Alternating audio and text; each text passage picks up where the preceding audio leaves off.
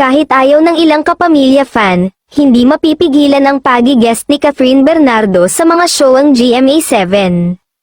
Dahil magpo-promote siya ng movie nila ni Alden Richards na Hello, Love, Again, na showing sa November 13, 2024. Ini-expect din na sa Fast Talk with Boy Abunda, unang magi-guest si Catherine, pero in-announce ni Dingdong Dantes na kabilang sa guest this October sa Family Feud, ang game show na hino-host niya sa GMA7 si Catherine.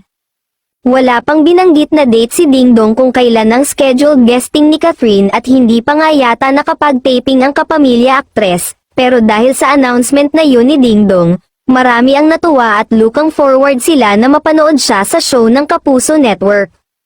Pagbabalik daw ito ni Catherine sa GMA7 dahil noong bata pa siya, nakasama siya sa cast ng Endless Love at gumanap na yung Marian Rivera. Marami ang nag-request ng reunion project ni na Marian at Catherine, pero mukhang sina Dingdong at Catherine ang mauunang magka-reunion. Si Dingdong ang leading man ni Marian sa series na yun at kahit wala silang eksena ng aktor, masasabi pa ring magkasama sila sa nasabing series, malay natin at sumunod na ang reunion ni na Marian at Catherine.